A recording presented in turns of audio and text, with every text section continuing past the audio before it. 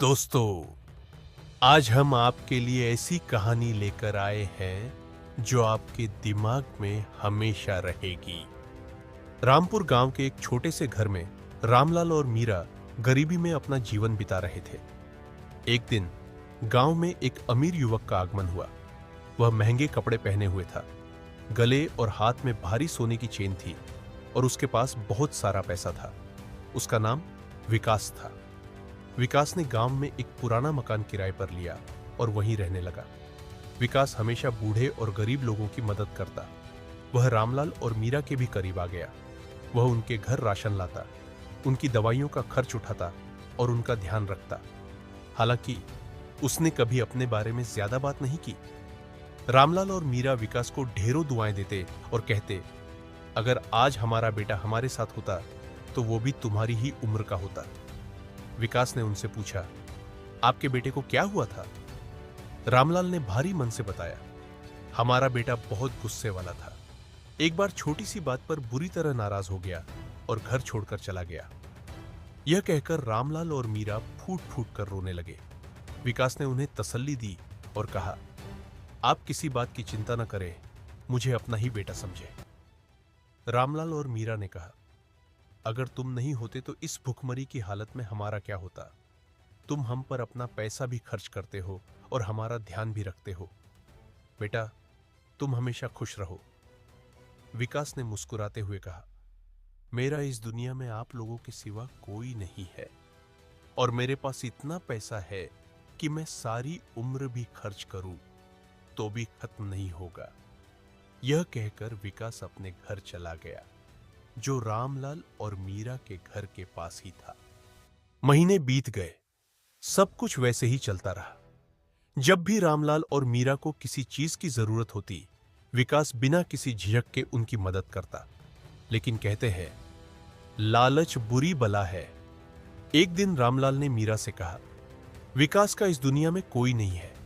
हम रोज रोज उसके पास जाते हैं अपनी जरूरतें पूरी करने के लिए। क्यों ना कुछ ऐसा करे कि हमें उससे कुछ मांगना ही न पड़े। मीरा ने चौंक कर पूछा, तुम कहना क्या चाहते हो? रामलाल ने अपनी बीवी की आंखों में आंखें डालकर कहा, मुझे रोज रोज उसके पास जाकर हाथ फैलाना अच्छा नहीं लगता। मैंने देखा है उसके घर में नोटों से भरा बक्सा और सोने के जेवर भी है। मैंने सोच लिया है अब हमें किसी के आगे हाथ फैलाने की जरूरत नहीं, सब कुछ हमारा होगा। रामलाल की बात सुनकर मीरा की आंखों में भी लालच की चमक आ गई और वह बोली, तो फिर हम क्या करेंगे? रामलाल ने कहा, अब तुम सब मेरे ऊपर छोड़ दो। दूसरे ही दिन रामलाल विकास के घर गया और कहा, बेटा, तुमने हमारा इतना साथ दिया लेकिन कभी हमारे साथ बैठकर खाना नहीं खाया। मैं चाहता हूं कि आज रात तुम हमारे साथ हमारे घर खाना खाओ। विकास रामलाल के इस प्रस्ताव से बहुत खुश हुआ और मुस्कुराते हुए बोला, मैं जरूर आऊंगा। विकास ने रामलाल और मीरा के साथ रात का खाना खाया। मीरा ने उसके खाने में नींद की दवा मिला दी। जब विकास गहरी नींद में सो गया तो रामलाल ने उसका गला दबाकर हत्या कर दी। उसके बाद वह दोनों विकास के घर पहुंचे। जल्दी जल्दी उन्होंने उसके गहने और पैसे इकट्ठा किए। जब वो दोनों उसकी चीज इकट्ठी कर रहे थे तो एक पुराना बटुआ मिला। बटुए में एक तस्वीर थी। तस्वीर में एक बच्चा अपने माँ बाप के साथ मुस्कुरा रहा था। तस्वीर के पीछे एक छोटी सी चिट्ठी थी, प्यारे माँ और पापा, मैं आपका रवि हूं। सालों बाद मैं वापस आया हूं। मैंने सोचा पहले मैं एक अजनबी बनकर आपकी मदद करूं, फिर आपको सारी सच्चाई बता दूं।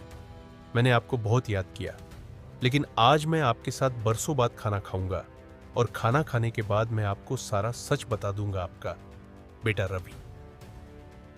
रामलाल और मीरा के पैरों तले जमीन खिसक गई। उनके हाथ कांपने लगे और आंखों से आंसू बहने लगे। जिस लालच में उन्होंने अपने ही बेटे की जान ले ली, उस सच्चाई ने जीते जी उनको न का द्वार दिखा दिया। गांव वालों ने जब यह कहानी सुनी तो हर किसी की आंखें से आंसू बहने लगे। विकास कितना खुश था। उसने सोचा था कि बरसों बाद आज मेरे माता पिता मुझसे मिलेंगे, लेकिन उसको क्या पता था किस्मत उसके साथ क्या खेल खेलेगी। इस वाक्य ने लोगों का दिल दहला दिया। कभी नहीं भूल सकते कि उनके गांव में एक भला इंसान अपने ही माता पिता के हाथों मर गया। दोस्तों, यह वाक्य आपको कैसा लगा? प्लीज कमेंट करके जरूर बताएं। और अगर हमारी मेहनत अच्छी लगी तो एक लाइक और चैनल को सब्सक्राइब जरूर करें।